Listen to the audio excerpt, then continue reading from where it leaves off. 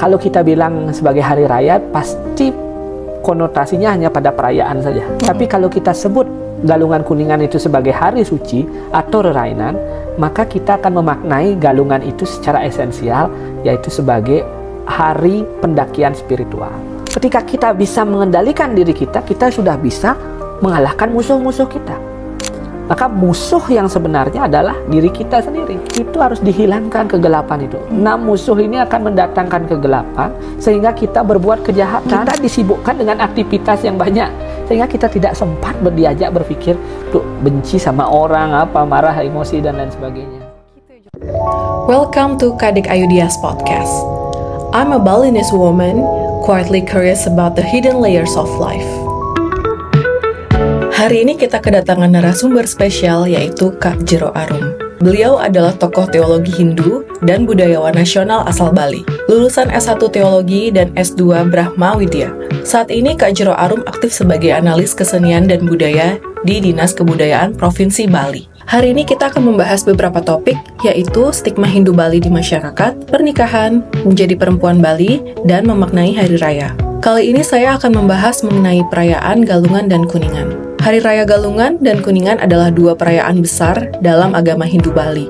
Galungan dirayakan untuk memperingati kemenangan Dharma atau kebenaran atas adharma atau kejahatan. Umat Hindu Bali meyakini bahwa pada saat itu roh leluhur ke dunia untuk mengunjungi keluarga mereka. Selama Galungan, masyarakat Bali melakukan persembahyangan di pura, menghias rumah dengan penjor, serta berkumpul dengan keluarga untuk berbagi kebahagiaan. Dan Kuningan adalah hari yang jatuh 10 hari setelah Hari Raya Galungan. Umat Hindu Bali melaksanakan persembahyangan dengan berbagai simbol dan sesaji, termasuk membuat nasi kuning. So, langsung aja kita mulai videonya. Om Swastiastu, Kak Jero Arum. Om Swastiastu, Kadek. Om Swastiastu, teman-teman semuanya. Dan hari ini Dek mau nanyain ke kakak tentang salah satu hari raya yang paling besar juga di Hindu Bali, Kak, yaitu Hari Raya Galungan dan Kuningan. Kenapa Hari Raya Galungan dan Kuningan itu penuh dengan kemeriahan ya, Kak ya? Penuh dengan sukacita, terus kita semua bergembira gitu. Sebenarnya apa sih, Kak, makna dari Galungan dan Kuningan itu, Kak? Ya, jadi kalau kita di Bali menyebutkan Galungan Kuningan itu sebagai rerainan. Kata rerainan berasal dari kata ra dan rahina. Ra artinya mulia atau suci, rahina artinya hari. Jadi sebenarnya Galungan Kuningan itu adalah hari suci, hari yang mulia, hari yang utama. Jadi ketika kalau kita bilang sebagai hari raya, pasti konotasinya hanya pada perayaan saja. Tapi kalau kita sebut Galungan Kuningan itu sebagai hari suci atau rerainan, maka kita akan memaknai Galungan itu secara esensial, yaitu sebagai hari pendakian spiritual. Maka dari itu Galungan dan Kuningan itu dirayakan setiap 210 hari. Setiap tahun kita merayakan 2 kali. Itu sebagai ibarat kata orang sekolah gitu, ulangan umum tiap semester. Ya kan? Setiap semester kita evaluasi diri. Udah sampai mana sih kita pencapaian agama kita, bagaimana sih spiritualitas kita, sebagaimana sih sudah kita berbuat selama 6 bulan. Dievaluasi setiap semester. Maka Galungan itu kenapa akhirnya dibuat upacara meriah dan lain sebagainya, karena itu adalah penghargaan terhadap pencapaian diri kita. Maka dari itu Galungan itu mau memasang penjor, hasil tahun, hasil panen itu kan adalah rasa wujud syukur terhadap pencapaian karma dan usaha kita. Oh gitu ya, kerja kita. Iya. Kemudian kenapa dia menyembelih hewan dan lain sebagainya, itu kan adalah penghormatan atas syukur kita menjalani kehidupan selama 6 bulan ini. Dan sebuah simbol daripada introspeksi diri sebagai tanda kita untuk menyembelih, menghilangkan sifat-sifat kebinatangan dalam diri kita. Karena kata Galungan sendiri artinya menang. Galungan itu menang? Iya, Galungan itu artinya menang. Dari? Menang melawan diri kita. Maka disebutkan dalam Lontar Sundarigama, Buda kelion dungulan ngaran galungan. Setiap Buda kelion dungulan itu disebut galungan. Mariakna sarwa biah paraning idep, menghilangkan segala pikiran yang galau kacau. Itu ya. Patites ikang jenana sandi. Jadi tujuannya adalah untuk mencapai pikiran yang hening suci nirmala. Jadi orang ngegalung itu adalah petitis ikang jenana sandi mariakna ikang sarwo biah paraning idep, mencari pikiran yang tenang dan suci untuk melenyapkan segala kegundahan dan kekacauan pikiran. Maka orang ngegalung, orang megalungan itu adalah tujuannya adalah untuk mengendalikan pikiran dan mengendalikan dirinya. Jadi setiap 6 bulan itu kita diajak untuk menilai diri kita sendiri, ya, self assessment. Seperti itu sekarang kan, self assessment terhadap seberapa mampu kita mengendalikan diri kita. Maka pengendalian diri kita itu, ketika kita bisa mengendalikan diri kita, kita sudah bisa mengalahkan musuh-musuh kita. Maka musuh yang sebenarnya adalah diri kita sendiri. Oh, jadi dharma melawan adharma itu adalah melawan diri sendiri. Melawan musuh yang ada dalam diri sendiri. Maka Ramayana sudah menyebutkan, raga di musuh maparo rihati atau ongguannya tan madoh ring awak. Segala hawa nafsu dan keinginan itu adalah musuh itu. Ini musuh kita itu adalah hawa nafsu dan keinginan kita. Tan madoh ringawa, dia tempatnya tidak jauh dari diri kita. Riati ya tongguannya di hati kita tempatnya itu. Jadi musuh kita sebenarnya bukan hantu, jin, setan, apa itu, bukan itu. Tetapi adalah diri kita sendiri. Maka galungan itu adalah media untuk merayakan seberapa besar kita mampu mengalahkan diri kita, ego dalam diri kita. Itu. Oh, jadi sebenarnya bukan melihat keluar, kayak menang antara siapa melawan siapa, tapi ke dalam diri kita. Dalam diri kita.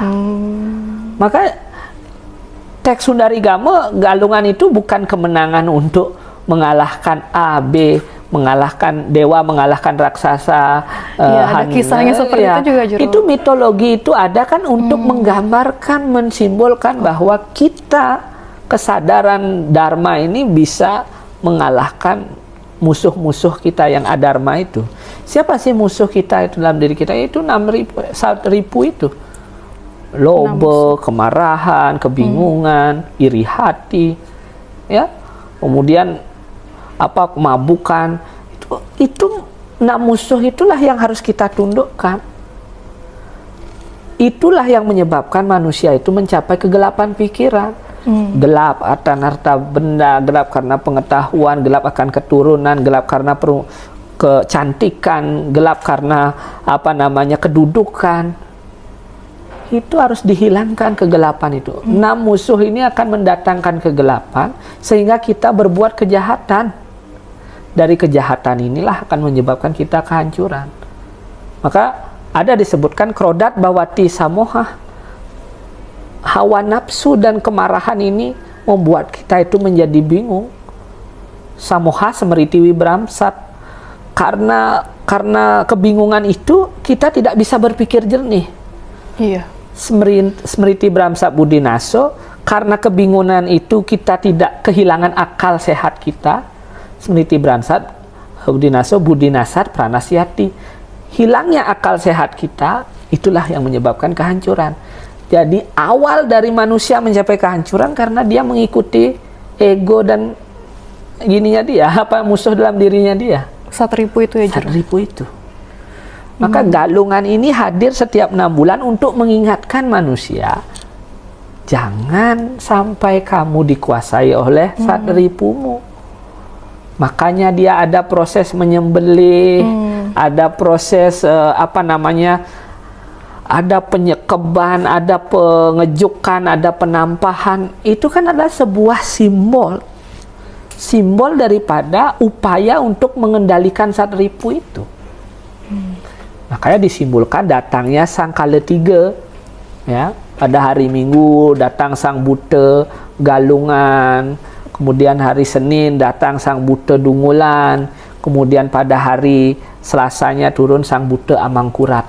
Maksudnya gimana sih, Jero? Jadi disebutkan sebelum Galungan ini, Galungan kan hari Rabu. Iya. Jadi hari Minggu itu sudah turun, Minggu Galungan itu sudah turun sang Kalatiga. Jadi ada 3 kala, ada 3 raksasa yang menyimbolkan mengganggu iman manusia. Oh. Ya. Hari Minggu itu turun sang Kalatiga namanya sang Buta Galungan. Ini membuat orang itu menjadi bingung. Maka sang Buta Galungan ini dilawan dengan Anyekung Jenana Sandi. Memusatkan pikiran. Orang Bali ketika itu membuat tape, nyekep biu, nyekep tape. Maka ada upacara hari Minggu itu disebut penyekeban. Nah, penyekeban itu adalah itu maknanya Anyekung Jenana Sandi, pikiranmu harus dikonsentrasikan supaya tidak dikalahkan oleh si Buta Galungan ini. Gitu. Ngerti. Karena dia menyerang pikiran. Kemudian setelah itu datanglah hari Seninnya itu adalah sang Buta Buta Dungulan. Apa itu, Jero? Buta Dungulan ini menyerang agar manusia menjadi emosi sehingga omongannya tidak terkontrol. Gitu ya, Jero? Maka saat itu orang-orang Bali melakukan upacara. Nah, ini kan pengejukan, hari Senin itu disebut pengejukan, disebut penyajan juga.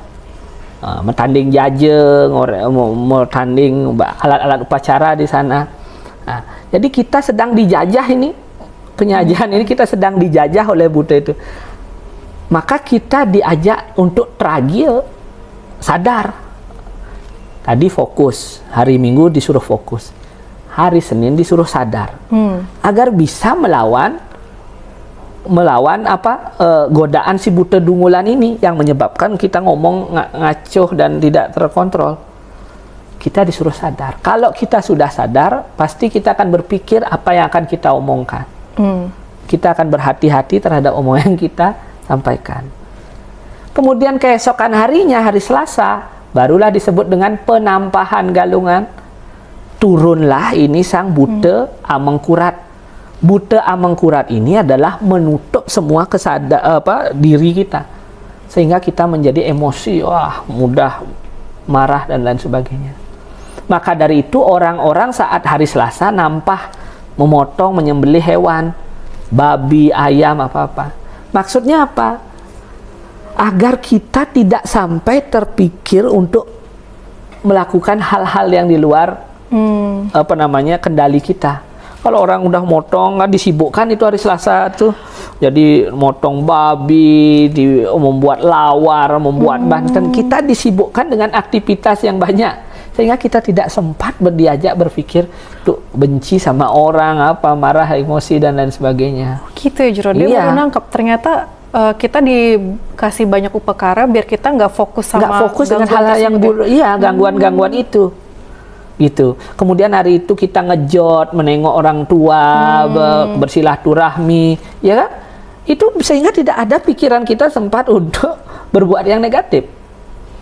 Maka ketika kita sudah berhasil melewati 3 godaan, tiga sakti ini, Buta 3 sakti ini, maka hari Selasa kita menancapkan penyor. Penyor inilah simbol dari bendera kemenangan. Karena kita sudah berhasil menundukkan, mengalahkan 3 sakti ini yang menguasai pikiran, perkataan, dan perbuatan kita. Kita menang menegakkan Trikaya Parisuda, mengalahkan Tri Malepaksa yang dibawa oleh sang Buta 3 sakti itu. Gitu. Maka perayaan Galungan itu dikatakan hari kemenangan Dharma melawan Adharma, yaitu hari kemenangan kita bisa mengalahkan Sang Buddha Tiga Sakti yang mengganggu Trikaya Parisuddha kita. Sehingga kita bisa menegakkan Trikaya Parisuddha kita itu, sehingga kita bisa menang melawan musuh yang ada dalam diri kita, sehingga kita mencapai Jaya Wijaya. Maka hari Galungan itu adalah hari kemenangan. Galungan artinya menang, Dungulan juga artinya kemenangan. Nah, itu adalah hari Jaya Wijaya, menang yang berturut-turut. Dia baru tahu soal itu Kak Jero. Wah, tapi Kak, untuk yang hari Galungan ditetapkan hari kapan, terus Buta Kalanya ditetapkan kapan tuh memang sudah terhitung tanggalnya atau gimana ya? Iya, itu perhitungan tanggalan itu pakai perhitungan tanggalan Bali, yaitu penanggalan Pawukon. Itu sudah pasti. Oh, sudah pasti. Jadi hari Minggu redite paing Dungulan itu sudah turun Buta Galungan. Kemudian hari Seninnya Soma Pon, kemudian Selasanya Anggara Wage, esoknya hari Rabu Buddha Klion Dungulan. Itu kan penanggalan yang sudah secara otomatis berulang-ulang terjadi, tersistematis, sehingga kita sudah bisa menghitung itu kapan datangnya Galungan dan hari-hari suci yang berkaitan dengan Galungan itu. Nah, kalau terkait dengan Buddha Tiga Sakti ini kan sumbernya dari Lontar Sundarigama. Jadi ada teks naskah Lontar di Bali yang menjadi pedoman untuk pelayaan hari-hari suci atau rerainan itu. Nah, ini Lontar Sundarigama inilah yang memberitakan bahwa godaan-godaan Buddha Tiga Sakti pada saat Galungan ini memberikan efek dampak psikologi pada manusia. Kapan dia bisa mengendalikan itu, maka dia saat itu kemenangan. Ngerti Kak. Terus kalau misalnya Kuningan itu gimana Kak? Kuningan itu adalah kelanjutan dari hari suci Galungan. Berarti setelah menang Galungan itu, maka lanjut kemudian 10 harinya 10 kemudian hari. Baru adalah Kuningan. Kenapa 10 hari Kak Jero? Nah, karena kalau kita lihat setelah Galungan itu habis wuku Dungulan itu di hari Sabtu. Jadi di hari Sabtu, berarti dari hari Rabu menuju hari Sabtu itu ada 3 hari. Nah, kemudian baru masuk ke wuku Kuningan di hari Minggunya. Jadi pergantian wuku itu setiap hari Minggu, setiap redite. Maka sebenarnya hitungan tradisi kita itu dimulai hari itu dari radite, hari Minggu. Minggu, Senin, Selasa, Rabu. Bukan Senin, Selasa, Rabu, Kamis, Jumat, Sabtu, Minggu. Bukan gitu. Tapi perhitungan Bali itu adalah dimulai dari hari Minggu gitu. Nah, sehingga dari Galungan itu habis dulu 3 hari, yaitu sampai hari Sabtu 3. Kemudian dari Kuningan itu menuju 7 hari. Nah, karena setelah Buddha Klion, perhitungan berikutnya adalah Tumpak. Tumpak itu artinya hari Sabtu Klion. Jadi setelah hari dari Galungan menuju Kuningan itu Tumpak Kuning, karena setelah Buddha Klion pasti Tumpak. Nah, maka Tumpak Kuningan pasti jatuh di hari Sabtu. Makanya dia hitungan seluruhnya jadinya 10 hari. Karena dari Buddha Klion menjadi Tumpak itu jaraknya 10 hari. Ya, karena ini sudah rumusan hari suci. Buddha Klion, setelah Buddha Klion ketemu Tumpak, setelah ketemu Tumpak akan ketemu Buddha Cemeng, setelah Buddha Cemeng akan ketemu Anggara Kasih, setelah Anggara Kasih baru ada Pengembang kosong, tidak ada hari suci. Kemudian setelah itu kembali lagi ke Buddha Klion. Jadi ini siklus hari suci ini sudah pasti, rumusannya sudah pasti. Berarti kita tidak mengawang-awang lagi. Tidak ngawang-ngawang lagi. Jadi ini bukan sekarang. Jadi dia tidak akan berubah. Dan dia tidak sama perhitungannya dengan tanggalan Masehi. Jadi sekarang misalnya nanti Galungan di tanggal kalau nggak salah 22 April ya kalau nggak salah ya Galungan itu. Nah, di galungan misalnya sekarang di 22 April, belum tentu tanggal 22 April berikutnya galungan, enggak. Belum tentu. Karena dia tidak mengikuti siklus tanggalan Masehi, tapi dia mengikuti siklus perputaran hari tadi. Ngerti. Jadi 210 hari lagi baru ketemu galungan. 210 hari berikutnya galungan. Jadi itu hitungan matematis yang sudah pasti. Kok bisa ya, Jero? Iya. Penanggalan Bali tuh akurat banget ya? Kok Iya, bisa? karena dia perhitungan matematik. Jadi dia pakai hitungan angka dan pasti akan akurat. Nah, dia tidak bertemu dengan dia tidak bertemu dengan kalender Masehi, karena kalender Masehi ini dia perhitungannya adalah perhitungan matahari, yaitu ketika bumi mengevolusi atau mengelilingi matahari. Jadi kan tidak ketemu tanggalannya itu. Nah, tapi kalau tahun wuku ini adalah tahun matematik. Jadi dia itu rumusannya sudah ketemu. 10 hari akan ketemu tumpak.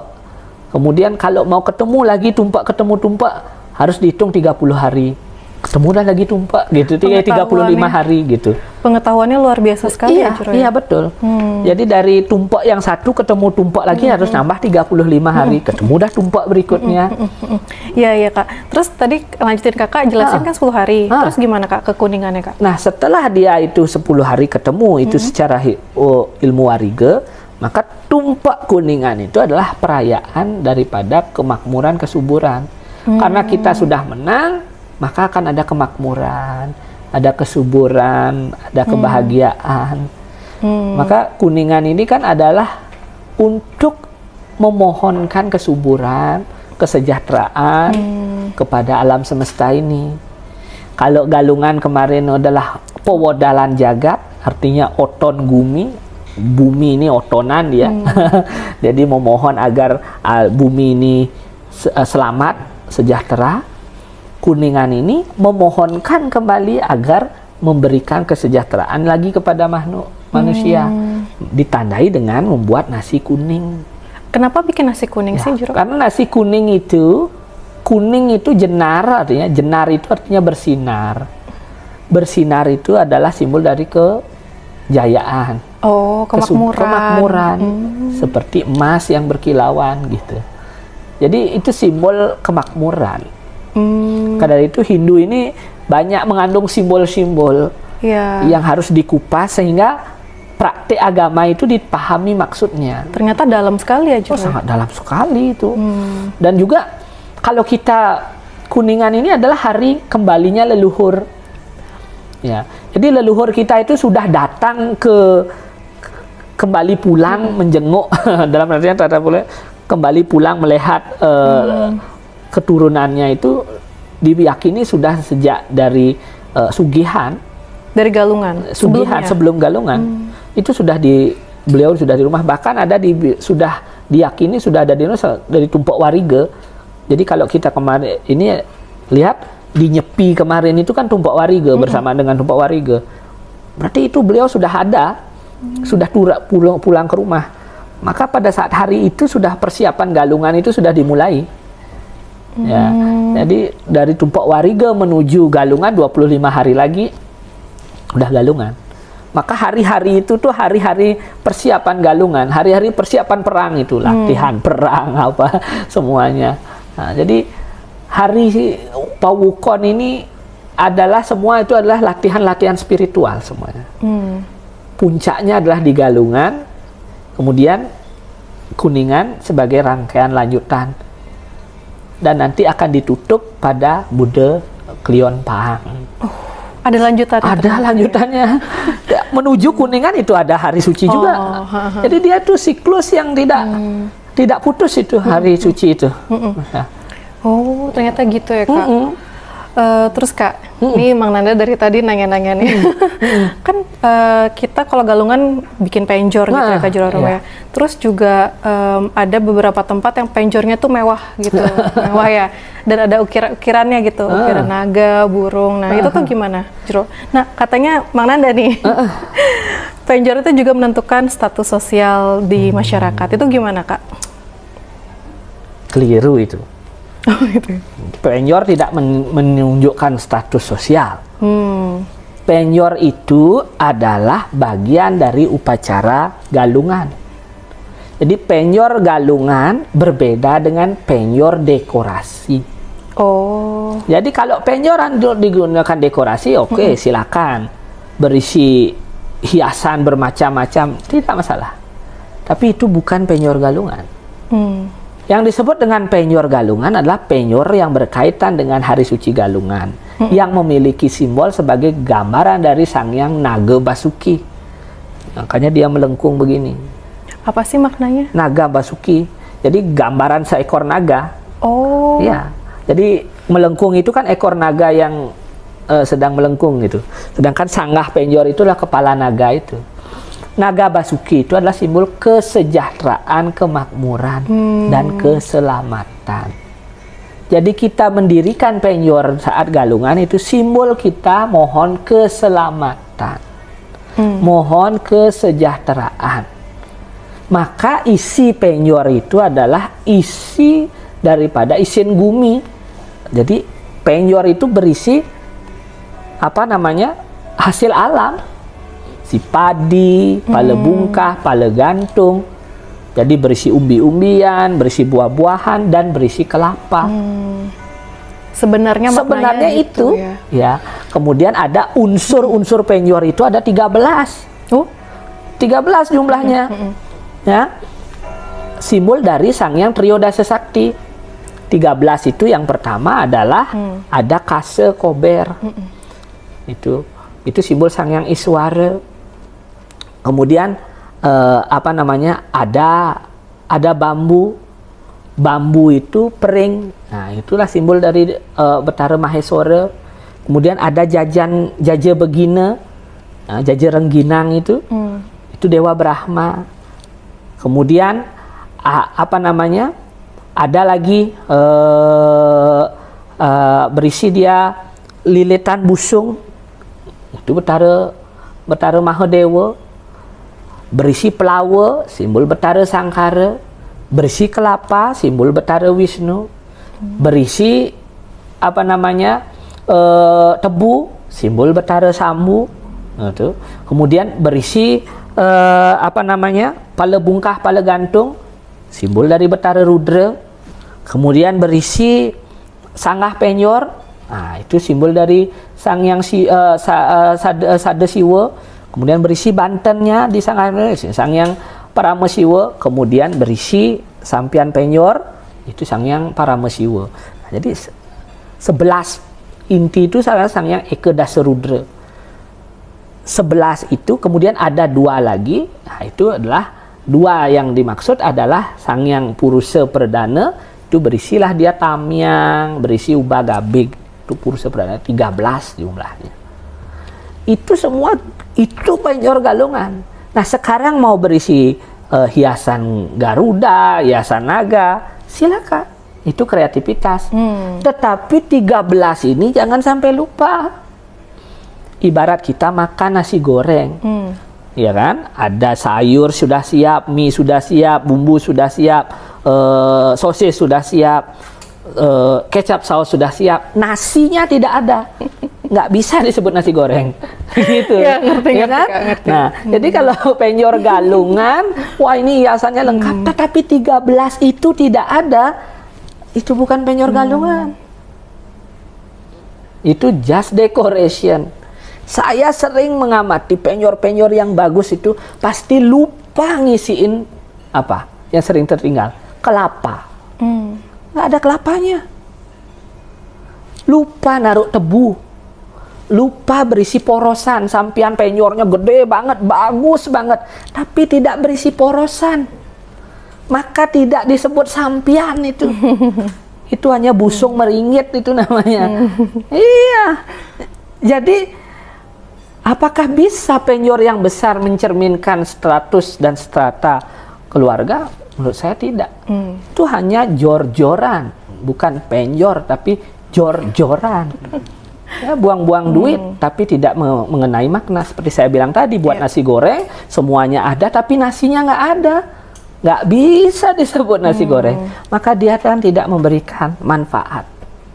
Ya, nah ini perlu diluruskan bagi umat-umat Hindu kita, bahwa jangan sampai kita buat sesuatu yang besar tetapi tidak sesuai dengan maknanya, tidak kedapetan gitu. Mending buat yang sederhana tetapi lengkap. Itu jadi penyor itu simbol dari naga basuki, simbol keselamatan, kesejahteraan. Maka isinya ada isi alam semesta ini. Dan orang juga tidak tahu kalau sembahyang di penyor itu diaturkan kepada siapa. Kan orang juga nggak tahu itu. Orang-orang Bali saya banyak orang yang nggak tahu. Harusnya ke siapa tuh? Nah, itu upacara, karena penyor simbol naga basuki itu Gunung Agung. Jadi Ida Betara ring Gunung Agung, Sangyang Pasupati, Sangyang Putranjaya. Jadi kita ngayat Ida Betara ring Basukian, Ida Betara ring Besakih. Sederhananya gitu. Maka kita membuat penyor itu Ida Betara ring Besakih. Nah, kalau misalnya semeton di Jawa itu adalah di Semeru, gunung paling tinggi. Gitu. Karena penyor itu simbol gunung itu, karena gunung itu adalah simbol kesejahteraan. Gitu. Maka kalau di Lombok ya Gunung Rinjani gitu. Jadi mana gunung tertinggi, gunung yang disakralkan, itulah yang disimbolkan oleh penyor itu. Begitu. Oke, Kak. Pertanyaan lagi nih, Kak. Kan di Tabanan tuh ada tradisi nih, Kak, mesurya. Nah, kayak ngerebutin uang gitulah saat Kuningan. Seru banget lah. Semua kayak excited untuk ngelakuin itu. Sebenarnya maknanya apa sih, Kak? Ya, kalau mesurya itu adalah tradisi di Desa Bongan, Tabanan kota juga sering ada beberapa melakukan itu. Itu kan bentuk sukacita untuk mengiringi para leluhur kembali ke alam leluhur, begitu. Artinya kita mengaturkan sukacita mengiringi para leluhur akan kembali ke alam leluhur itu. Makanya dilemparkan uang gitu, kemudian diambil oleh anak-anak. Simbol dari leluhur atau keluarga itu menyebarkan kesejahteraan, kebahagiaan bagi semuanya. Dan di situ ada ketawa, sukacita. Itu sebagai bentuk bahwa kita telah menunaikan rangkaian galungan itu dari Sugihan sampai ke Kuningan itu dengan penuh sukacita. Dan diharapkan akan hadir terus kelimpahan sejahteraan, akan hadir terus kelimpahan kemakmuran yang tidak terputus-putus. Kembali lagi, kita sembahyang itu nunas ice. Ice itu artinya ketawa, sukacita. Jadi diharapkan selesai beribadah kita terus bersukacita. Gitu. Ada banyak tradisi yang menyertai galungan Kuningan. Ada apa namanya tadi ada mesurya, ada mekote di Munggu, kemudian ada juga perang tipat dan lain sebagainya. Jadi itu sebenarnya bentuk daripada sukacita kita. Maka dari itu banyak tradisi yang ada di Bali ini untuk menguatkan makna daripada perayaan Galungan Kuningan sebagai hari suci kita untuk meningkatkan kualitas diri kita, untuk memohon keharmonisan alam dan memberikan dampak kesejahteraan bagi hidup dan kehidupan kita maupun makhluk lainnya. Begitu. Terima kasih Kak Jero Arum. Pertanyaan terakhir nih Kak. Gimana kita bisa mengaplikasikan makna dari Galungan dan Kuningan untuk kita sehari-hari gitu, Jero? Ya, jadi Galungan dan Kuningan kalau dimaknai hanya sebagai hari raya atau seremonial, maka dia hanya dianggap datang setiap 6 bulan sekali, setelah itu selesai. Maka dia akan tidak memberikan makna apa-apa.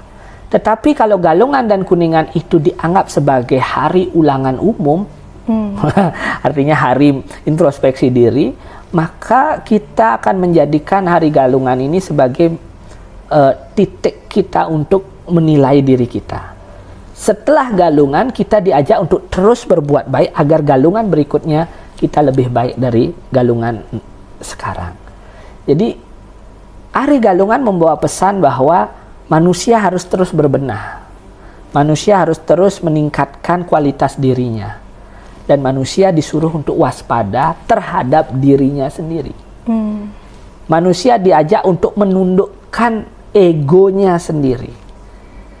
Dan setiap 6 bulan kita diajak untuk mengevaluasi diri, self-assessment terhadap pencapaian kita, seberapa jauh bisa mengendalikan diri kita. Karena di Bhagavad Gita disebutkan bahwa seorang yang dikatakan yogi atau orang yang mulia itu adalah dia yang bisa mengendalikan dirinya sendiri. Pemimpin yang besar, pemimpin yang hebat adalah pemimpin yang bisa mengendalikan dirinya dulu sebelum mengendalikan masyarakat. Tapi kan sulit, Jero. Iya.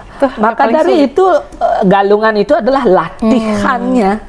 Maka gimana sih cara mengendalikan diri kita? Dilatih dengan mengendalikan pikiran kita, mengendalikan perkataan kita, mengendalikan perbuatan kita.